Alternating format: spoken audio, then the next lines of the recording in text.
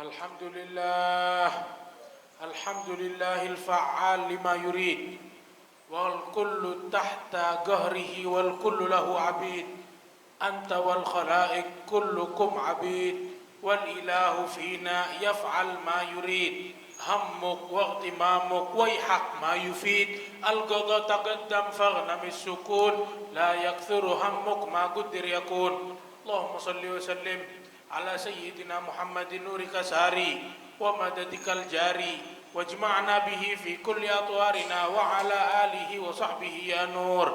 Laqad atana khatamur risalah bi kulli ma ja'u bihi min halah fa'amma kullal khalqi bid dalalah wa ashraqat manahijul kamali fa kulluhu fadlan ata wa rahmah wa kulluhu hukmuhu dan wa hikmah wa huwa imamu kulli dhi muhimmah wa qudwatun fi sairil khisali wa huwa bihaqqi syukri ma aulahu idh qama hatta warimat rijlahu wa wasala as-sawma wa qad aulahu maulahu awla al-fadli wal ifdali wa fi sakha ka'annahu al-bahru zakhar yu'ti ma'inan wa ulufan man hadar wa mastafa li nafsihi wa man dakhar illa yasiran wa huwa dhul iyali. Asyhadu annahu Allahu alladzi la ilaha illahu wa asyhadu anna sayyidana Muhammadan abduhu wa rasuluhu wa habibuhu wa khaliluh sayyidud dallina ilaihi wa akramul khalqi ladai sallallahu wa sallama alaihi. Amma ba'du ibadallah fa inni usikum wa nafsiya bitaqwallah alayka bitaqwallahi fi sirri wal alan wa qalbaka nadhifhu min ar-rijsi wad daran wa khalif hawa nafsi allati laysa qasduha siwal jam'i lid-dari allati hashuhal mihan. Ibadallah, di bulan semacam ini, bulan Rabi, di bulan semacam ini, bulan Jumadil Awal, terjadi di zaman baginda Nabi besar Muhammad sallallahu alaihi wasallam suatu kejadian besar, suatu kejadian tatkala Rasulullah sallallahu alaihi wasallam mengirim suatu utusan menuju kepada Rum, menuju kepada Romawi. Ketika utusan sampai ke sana, utusan yang Rasulullah kirim membawa pesan yang bermakna pesan masuk Islam, di mana dahulu Rasulullah mengirim kepada raja-raja pesan yang tertulis bahwasanya aslim taslam, masuk Islamlah maka kamu akan selamat dari fitnah dunia, dari fitnah akhirat. Masuk Islamlah maka kamu akan melewati semua rintangan dengan gampang, dengan panduan. Maka beberapa dari raja terdapat yang menolak dengan penolakan yang baik, ada yang menolak dengan penolakan yang buruk. Salah satu yang menolak dengan penolakan yang buruk ketika dikirim utusan Rasulullah yang satu ini, Sayyidina Al-Harith. Ketika dikirim ke negeri sana, sahabat yang membawa pesan ini dibunuh. Padahal secara hukum dalam bangsa Arab, dalam peperangan, seorang pembawa pesan tidak boleh dan tidak mungkin dibunuh. Tapi ini sahabat yang satu ini dikirim oleh Rasulullah dan dibunuh. Rasulullah pun marah, Rasulullah murka terhadap negeri tersebut, yang mana sekarang negeri itu negeri Yordania. Dan sampai akhirnya Rasulullah mengirim suatu kaum yang berjumlah 3.000 orang, yang mana Rasulullah SAW menjadikan pemimpinnya sebagai Sayyidina Zaid bin Harithah. Dan Rasulullah menyatakan di dalam hadisnya, ya'khudhur rayah Zaid bin Harithah, fa idza usib fa Ja'far bin Abi Thalib, fa idza usib fa Abdullah bin Rawahah. Yang memegang bendera umat Islam, yang memimpin pasukan adalah Zaid bin Harithah. Kalau Zaid bin Harithah kenapa-napa, dalam arti terbunuh, maka Ja'far bin Abi Thalib. Kalau Ja'far kenapa-napa, dalam arti kalau Ja'far terbunuh, maka Abdullah bin Rawahah. Kalau Abdullah bin Rawahah terbunuh, maka silakan umat Islam pilih siapapun yang memimpin mereka. Maka mereka pun ketika mendengar ucapan yang begitu dari Rasulullah, mereka yakin tidaklah nama-nama ini disebut oleh Rasulullah, melainkan pasti akan terjadi. Datang salah satu orang Yahudi kepada Abdullah bin Rawahah, salah satu nama yang disebut oleh Rasulullah dari 3 pemimpin tersebut. Ketika orang Yahudi ini datang, dia bilang, wahai fulan, wahai Abdullah bin Rawahah, kamu tahu Nabi kita, Nabi Bani Israel, kalau sudah menyebut kata jika, kata kalau ini terjadi, pasti hal itu akan terjadi. Dalam arti dia menyebut kalau engkau terbunuh, berarti umat Islam pilih siapapun pemimpin mereka, artinya kamu pasti akan terbunuh. Lebih baik kamu nggak usah ikut perang, lebih baik kamu di sini aja. Kalau kamu percaya ini Nabi adalah Nabi yang benar.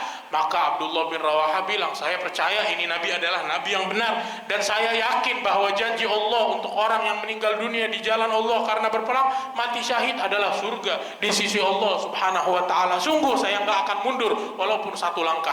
Maka pergilah tentara tersebut, tentara baginda Nabi besar Muhammad yang berjumlah 3.000 orang.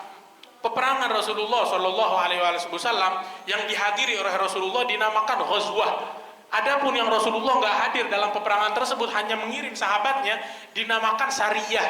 Akan tetapi peperangan Mu'tah disebut dengan sebutan Ghazwah, peperangan yang dihadiri Rasulullah. Padahal Rasulullah nggak hadir, mestinya dinamakan Sariyah seperti peperangan yang lainnya. Cuman dinamakan Ghazwah karena ketika sahabat berperang, Rasulullah bersama mereka, Rasulullah menyaksikan mereka. Rasulullah di kota Madinah, jarak yang ribuan kilometer jauhnya, sekitar 2000 sekian kilometer, jarak yang begitu jauh. Akan tetapi Rasulullah Shallallahu Alaihi Wasallam di kota Madinah seakan-akan melihat langsung, siaran langsung yang ada di peperangan. Zaman itu belum ada live streaming seperti di zaman kita. Cuma Rasulullah menyaksikan dengan penyaksian yang diperlihatkan oleh Allah Subhanahu wa taala yang lebih detail dan lebih jelas dari apa yang ada di zaman kita. Maka Rasulullah di saat duduk bersama sahabatnya, Rasulullah bilang, sekarang bendera umat Islam dipegang oleh Zaid bin Harithah. Sekarang Zaid bin Harithah tumbang dan pedang dipegang oleh Ja'far bin Abi Thalib. Itu ketika mereka berperang, sahabat Rasulullah, mereka jumlah 3.000 orang. Tahu gak berapa jumlah musuh-musuh yang Allah persiapkan untuk mereka lawan? Jumlah musuh mereka adalah 150.000, dan dibantu dengan kaum Nasrani yang berjumlah 50.000. Artinya 200.000 orang musyrikin yang diperangi oleh umat Islam yang berjumlah cuma 3.000. 3.000 melawan 200.000. Di riwayat yang lainnya 250.000. Artinya begitu banyak, 7, 8 atau mungkin 9 kali lipat daripada jumlah umat Islam yang ada di sana. Bukan 9 kali, mungkin 70 atau 80 kali lipat. Jumlah yang begitu banyak. Cuman umat Islam gak ada dari mereka yang gentar, gak ada dari mereka yang takut, gak ada dari mereka yang mundur dari peperangan tersebut. Sehingga Sayyidina Zaid meninggal di peperangan itu. Sayyidina Ja'far, dia mengambil benderanya Rasulullah Shallallahu Alaihi Wasallam. Sayyidina Ja'far salah satu sahabat yang paling dicintai oleh Rasulullah. Di tatkala Rasulullah di kota Mekah, sahabat diganggu, sahabat di kota Mekah diuji, sahabat di kota Mekah diganggu oleh orang-orang musyrikin dengan gangguan yang begitu keji dan begitu kejam. Sehingga baginda Nabi besar Muhammad mengutus beberapa sahabat untuk pergi ke Najasyah, untuk pergi kepada Habasyah, menuju Najasyi. Najasyi adalah seorang raja yang ada di Habasyah. Rasulullah bilang, ini raja yang baik, raja ini bukan raja yang zalim. Kalian datang ke sana, singgah di sana, kalian gak akan diganggu dan kalian ibadah kepada Allah Subhanahu wa taala. Maka akhirnya mereka pun sekitar 70 sekian orang pergi hijrah ke Habasyah. Terdapat 2 kali hijrah dan semuanya dengan perintah Rasulullah. Perintah pertama, beberapa orang dikirim ke Habasyah. Perintah kedua pun, berapa orang yang lebih banyak lagi dari sahabat, daripada diganggu di Mekah, lebih baik tinggal di Habasyah. Lalu mereka baru kembali dari Habasyah setelah Rasulullah hijrah dari Mekah ke Madinah. Dan berlalu beberapa tahun, berlalu peperangan Badr, berlalu peperangan Uhud, sampai peperangan Khaybar terjadi. Di peperangan Khaybar datanglah mereka, para sahabat yang dari Habasyah. Ketika mereka datang ke kota Madinah, mereka nanya, di mana Rasulullah? Dibilang Rasulullah lagi di Khaybar. Mereka dalam keadaan letih, lelah, perjalanan yang begitu jauh dari negeri Habasyah ke kota Madinah.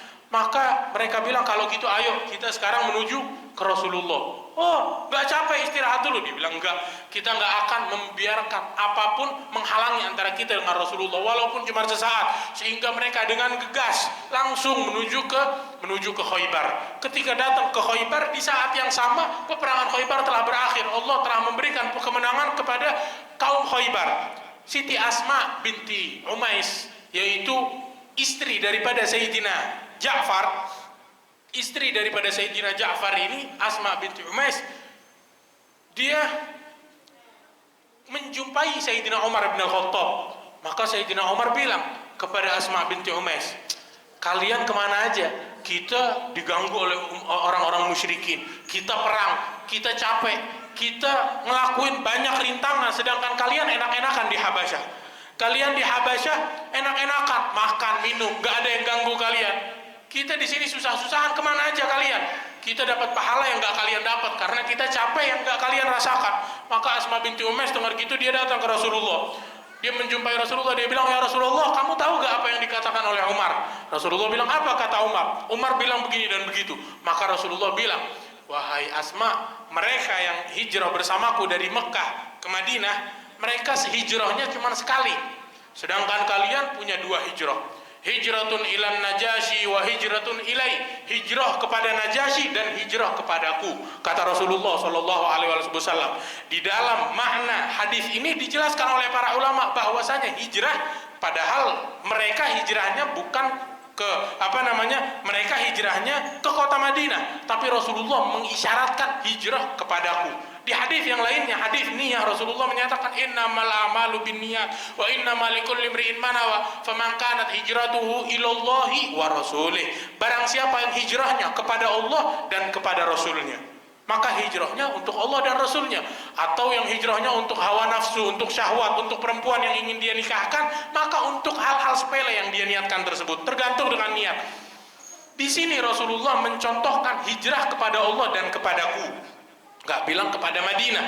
Dalam arti orang yang hijrah ke kota Madinah, menjumpai Rasulullah, memaksud Rasulullah, menziarahi kuburan Rasulullah sallallahu alaihi wasallam, bukan sesuatu yang bid'ah, bukan sesuatu yang dilarang, bukan sesuatu yang diharamkan. Rasulullah nggak nyebut barang siapa yang datang ke Madinah, tapi disebut keutamaan ini, barang siapa yang hijrahnya kepada Allah dan Rasulnya, maka hijrahnya dia dapatkan untuk Allah dan Rasulnya. Dia menuju ke Madinah. Yang dimaksud Rasulullah itu di dalam Al-Quran, Allah subhanahu wa ta'ala berfirman, walau annahum idzalamu anfusahum ja'uka fastaghfarullaha wa astaghfara lahumur rasulu lawajadullaha tawwaban rahima. Wahai Muhammad, sesungguhnya kalau umatmu yang pendosa datang kepadamu meminta ampunan Allah di hadapan kamu hai Muhammad, lalu engkau mendoakan mereka, sungguh mereka akan mendapati Allah yang bersifat pemaaf, membawa kasih sayang. Kalau seseorang datang ke rumah saudagar, yang dia dapatkan adalah saudagar tersebut. Datang ke rumah Pak Haji, yang dia dapatkan Pak Haji tersebut. Datang ke rumah guru, yang dia dapatkan pemilik rumah tersebut. Tapi dalam Al-Quran Allah subhanahu wa ta'ala mengisyaratkan, yang datang kepadamu lawajadullah, dia akan mendapati Allah subhanahu wa ta'ala. Sehingga ini adalah pujian yang agung. Ini bukan syirik, bukan bid'ah. Ini adalah pujian yang Allah subhanahu wa ta'ala sebut di dalam Al-Quran. Sehingga para ulama bilang, pujian apapun yang diucapkan oleh orang siapapun itu kepada Rasulullah gak akan mengimbangi satu pun pujian yang Allah gunakan untuk memuji baginda Nabi besar Muhammad sallallahu alaihi wasallam. Sehingga Asma binti Umais mendengar bahwasanya dia dibilang hijrah kepada Rasulullah, punya 2 hijrah, dia senang dan bergembira. Dan begitulah Rasulullah menjaga perasaan umat Islam. Lalu Rasulullah senang dengan kedatangan Ja'far dan gerombongan orang-orang muslimin yang datang dari Habasyah. Dan di saat yang sama Rasulullah juga senang karena pembukaan benteng Khaybar yang beberapa hari nggak terbuka, akhirnya terbuka di tangan Sayyidina Ali bin Abi Thalib. Maka Rasulullah sallallahu alaihi wasallam dalam hadisnya beliau bersabda, la adri bi ayyihima usar bi fathi Khaybar am bi qudumi Ja'far. Kata Rasulullah, saya bingung dengan kesenangan mana yang saya lebih sukai. Saya lebih senang dengan terbukanya benteng Khaybar atau dengan kedatangan Ja'far. Dua-duanya hal yang membuat saya gembira. Di riwayat yang lainnya, sungguh kedatangan Ja'far lebih saya sukai daripada dibukanya, daripada dimenangkannya kita atas benteng Khaybar. Lalu Sayyidina Ja'far At-Tayyar, dijuluki dengan Ja'far At-Tayyar, seorang sahabat yang bisa terbang. Karena ketika dia memerangi, membawa bendera Rasulullah, tangan kanannya dipotong, tangan kanannya putus, lalu dia pegang bendera dengan tangan kirinya terputus, dan dia memegang bendera Rasulullah dengan bahunya. Gak rela bendera Rasulullah sallallahu alaihi wasallam jatuh dari tangannya. Ibadallah, apa kabar bendera Rasulullah di rumah kita? Apakah kita biarkan bendera Rasulullah tumbang, yang dikumandangkan benderanya orang yang gak beriman, benderanya orang musyrikin, cerita tentang Rasulullah, kabar tentang Rasulullah, agama Rasulullah kita lupakan. Yang ada di rumah kita adalah agama atau ajaran-ajaran orang yang gak beriman kepada Allah Subhanahu wa ta'ala.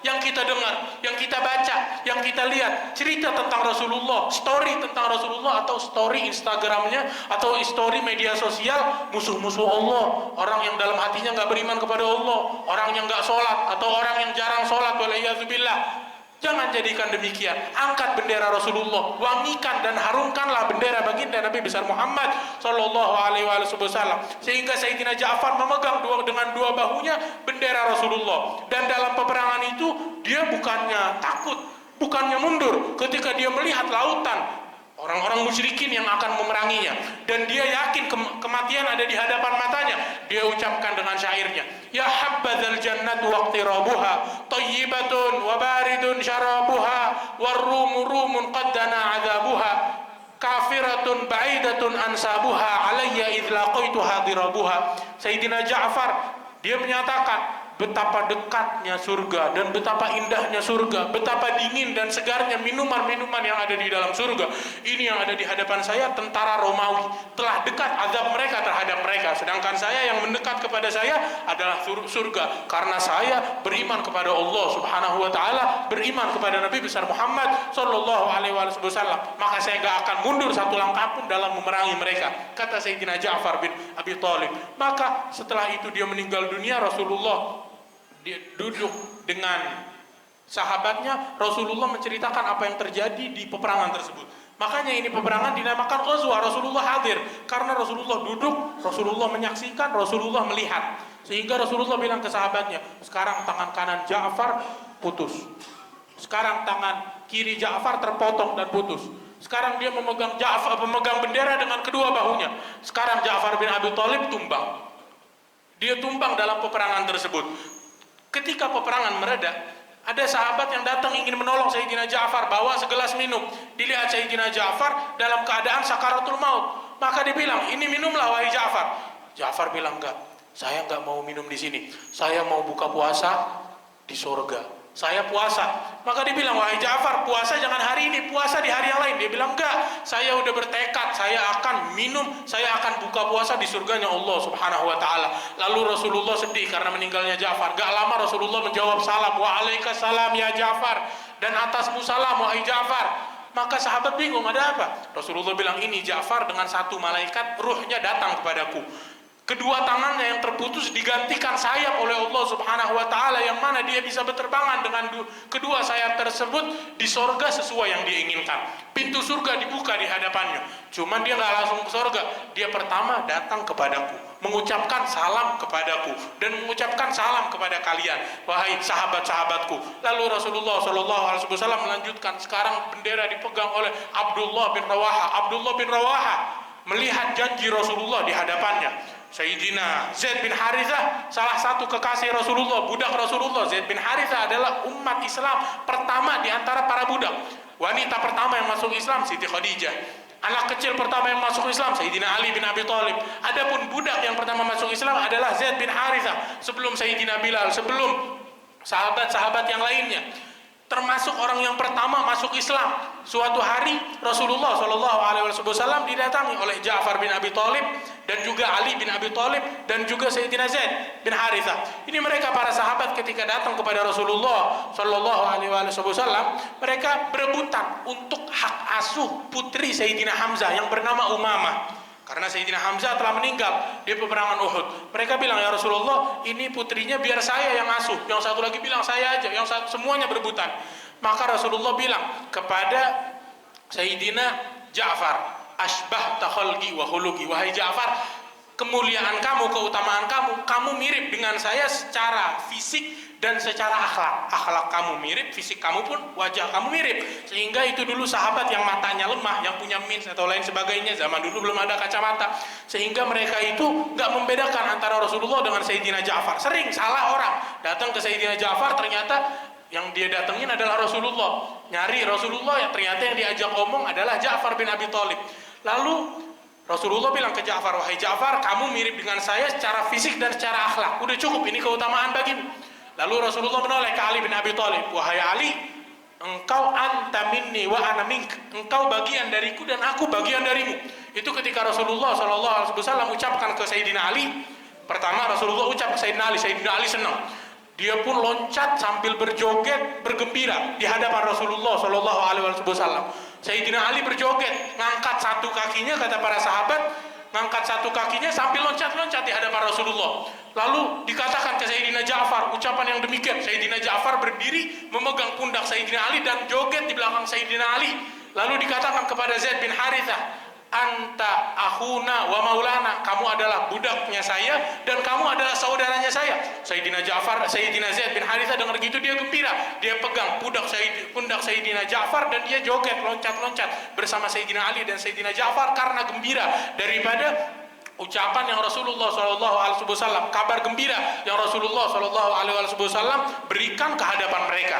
Artinya ketika seseorang bergembira sampai dia loncat-loncat untuk menggambarkan kegembiraan dia dengan kabar gembira dari Rasulullah, dari Allah Subhanahu wa taala, itu bukan hal yang syirik, bukan hal yang bid'ah. Lalu Rasulullah SAW mengatakan kepada mereka, ini kalian kan udah punya keutamaan satu persatu. Adapun anak daripada Umamah yang mengasuhnya, biarlah Ja'far yang mengasuhnya, maka diasuh anak daripada Sayyidina Hamzah, Umamah binti Hamzah tersebut oleh Sayyidina Ja'far radhiyallahu taala anhum wa ardhahum. Lalu setelah itu dipegang oleh Abdullah bin Rawaha, bendera Rasulullah sallallahu alaihi wasallam. Dan Abdullah bin Rawaha di hadapannya dia tahu akan kematian, dia yakin karena udah dia dilihat depan mata dia. Di depan mata dia yang disebut Rasulullah dua udah meninggal, tinggal dia sendiri. Mulai dirinya agak takut, apakah saya nggak usah meninggal? Maka dia langsung menindas hawa nafsunya dengan dia menyatakan dengan syair, ya nafsu in lam taqtuli tamuti, wahai hawa nafsu saya, kamu nggak meninggal di medan perang, kamu suatu hari bakal meninggal di atas kasur. Kamu nggak terbunuh, kamu bakalan meninggal. Hadza himamul mauti qad utiti, di hadapan kamu mati syahid, kamu udah didatangkan dengan mati syahid tersebut, masa kamu menolak? Hadza himamul mauti qad utiti wa ma tamannaiti faqad u'titi in taf'ali fi'lahu ma huditi. Hai hawa nafsu, kalau kamu ngikutin perbuatan mereka berdua yang dimaksud Ja'far dan Sayyidina Zaid bin Harithah, kamu meninggal dalam peperangan, sungguh kamu akan mendapatkan hidayah dari Allah Subhanahu wa taala. Maka dia berperang sampai meninggal dunia. Rasulullah bilang sekarang meninggal Abdullah bin Rawaha. Lalu kata Rasulullah, sekarang umat Islam memilih pemimpin bagi mereka Sayyidina Khalid ibn al-Walid. Pedangnya Allah Subhanahu wa taala yang Allah bentangkan kepada orang-orang musyrikin. Lalu Allah Subhanahu wa taala menangkan umat Islam dengan berkat Khalid ibn al-Walid yang berjumlah 3.000 mengalahkan pasukan yang berjumlah 200.000 dan mendapatkan rampasan perang yang begitu banyak. Dan yang meninggal dari umat Islam hanyalah beberapa belas, gak sampai 20. Sedangkan yang meninggal dari orang-orang musyrikin begitu banyak yang meninggal dunia dari mereka, dan banyak juga dari mereka yang menjadi tawanan. Banyak dari mereka yang menjadi tawanan dan banyak rampasan perang yang didapatkan dari mereka. Lalu mereka pun kembali ke kota Madinah membawa kemenangan. Ketika mereka di peperangan itu mereka kembali ke orang-orang Madinah, sebelumnya mereka ini 200.000 orang mereka kejar, itu 200.000 orang kabur. Musuh-musuh Allah, orang musyrikin yang tersisa kabur. Maka mereka nggak ngejar itu orang musyrikin, dibiarkan. Ketika mereka datang ke kota Madinah, sahabat yang ada di Madinah, mereka bilang kepada sahabat yang perang, kalian penakut, pengecut. Loh, kenapa? Iya, ini orang udah kabur, bukannya kalian kejar, malahan kalian biarin. Padahal jumlah mereka sedikit. Kalau orang yang punya akal ya jumlah mereka banyak. Mungkin kalau kita kejar nanti kita bakal diserang lagi. Cuman sahabat enggak, pemikiran mereka bukan itu, bukan tentang jumlah.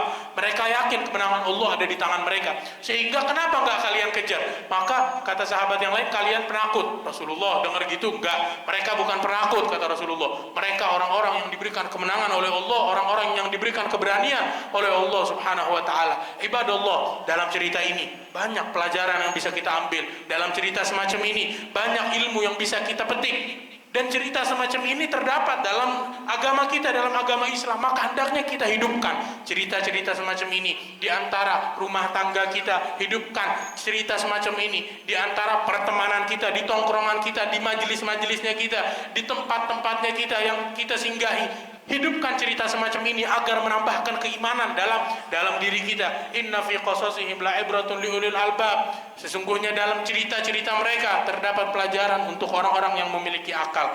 Ibadallah, Hendaknya kita menjadi orang yang dicintai oleh Allah Subhanahu wa taala. Dengan apa menjadi orang yang dicintai oleh Allah? Dengan mencintai sahabat-sahabatnya Allah, sahabat Rasulullah dan ahli baitnya Nabi besar Muhammad sallallahu alaihi wasallam, dan mencintai orang muslim, mencintai orang-orang soleh secara khusus, saling mencintai satu sama lain. Dakwah Nabi besar Muhammad adalah dakwah yang menyebarkan kasih sayang ke seluruh makhluk. Dakwah Rasulullah gak pernah sekali mengajarkan kebencian, gak pernah sekalipun mengajarkan kedengkian, gak pernah namimah, gak pernah adu domba. Beliau adalah penyebar kasih sayang kepada umat Islam.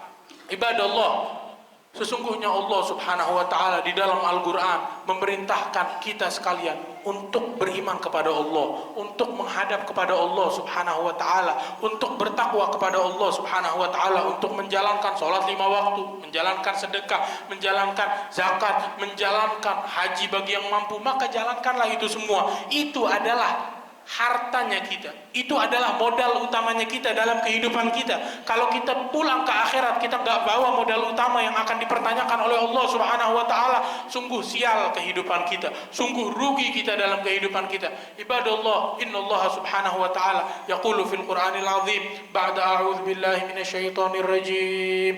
أعوذ بالله من الشيطان الرجيم فلا وربك لا يؤمنون حتى يحكموك فيما شجر بينهم ثم لا يجدوا في أنفسهم حرجا مما قضيت ويسلموا تسليما بارك الله لي ولكم في القرآن العظيم ونفعني وإياكم بما فيه من الآيات والذكر الحكيم تقبل مني ومنكم تلاوته إنه هو العزيز الحكيم واستغفروه إنه هو الغفور الرحيم